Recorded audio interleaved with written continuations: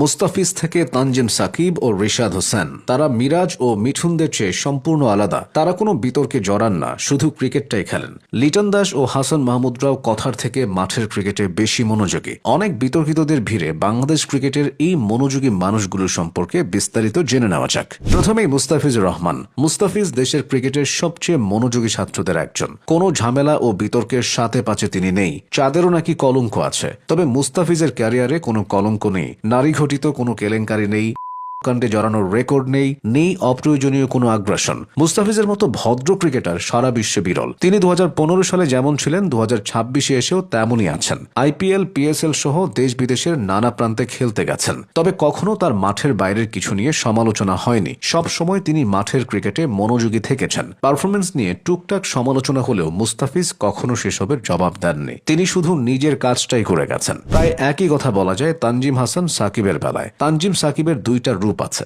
এক মাঠের ক্রিকেটে, আরেকটা দেখা যায় মাঠের বাইরে। মাঠে তিনি অসম্ভব খ্যাপাটে, প্রতিপক্ষকে চাপে ফেলতে শরীরী ভাষায় দেখা যায় আগ্রাসন, কিন্তু মাঠের বাইরে তিনি যেন ভিন্ন ধাতুতে গড়া এক মানুষ। সাধারণ চলাফেরায় তানজিম সাকিব খুবই ভদ্র, নম্র আর পরিমিত ভাষী। তিনি কখনো অহংকার করেন না, মিডিয়ার সামনে বিনয়ের সাথে কথা বলেন, আর ড্রেসিং রুমেও সবসময় বন্ধুত্বসুলভ আচরণ করেন। তাই তাকে নিয়েও কেউ অভিযোগ তুলতে পারেনি। বড়সড় কোনো অভিযোগ তোলা যায়নি রিশাদ হোসেনকে নিয়েও। মাঠের ক্রিকেট আর ব্যক্তিগত পেশাদারিত্বের এক উজ্জ্বল দৃষ্টান্ত তিনি। তার সমস্ত মনোযোগের কেন্দ্রবিন্দু কেবল 22 গজের লড়াই। মাঠের বাইরের কোনো আলোচনা বা অনাকাঙ্ক্ষিত বিতর্ক তাকে দমাতে পারে না। রিশাদ সেই ঘরানার ক্রিকেটার যিনি সস্তা জনপ্রিয়তার মোহে নিজেকে বিলিয়ে দেন না, বরং তার যাবতীয় মেধা ও শ্রম ব্যয় করেন ক্রিকেটের ব্যাকরণ রপ্ত করতে। আর এই একনিষ্ঠতার ফল তিনি হাতে নাতে পাচ্ছেন। একটা সময় ছিল যখন বিপিএল এর মতো ঘরোয়া টুর্নামেন্টেও রিশাদকে ডাগআউটে বসে থাকতে হতো। আজ সেই রিশাদ দাপিয়ে বেড়াচ্ছেন অস্ট্রেলিয়ার বিগ ব্যাশ ও পাকিস্তানের পিএসএল এর মতো বড় মঞ্চে। বাংলাদেশ রিশাদের ঠিকঠাক কদর করতে না জানলেও বিশ্ব ক্রিকেট জেনেছে। কিংবদন্তি রিকি পন্টিং রিশাদের বোলিং দেখে মুগ্ধ হয়েছেন। ছোট্ট ক্যারিয়ারে ফ্র্যাঞ্চাইজি লিগে অনেকগুলো দলে খেলার অভিজ্ঞতা হয়েছে তার।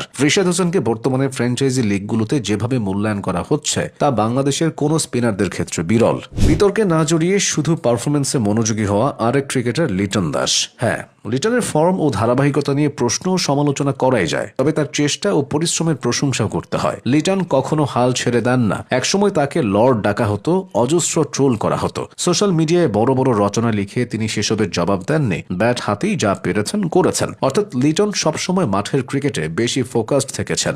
ব্যাটিংয়ে চাপ হচ্ছে দেখে তিনি ক্যাপ্টেন্সি ছেড়ে দিয়েছেন, এমন নজিরও আছে। অর্থাৎ তিনি সবসময় নির্ভর থাকতে চেয়েছেন, নিজের আসল কাজ থেকে সরে যাননি। এমনকি লিটন তার ব্যক্তিগত জীবনকে ক্রিকেট থেকে সম্পূর্ণ আলাদা রাখতে জানেন। সবশেষে বলতে হবে পেসার হাসান মাহমুদের কথা। হাসান মাহমুদ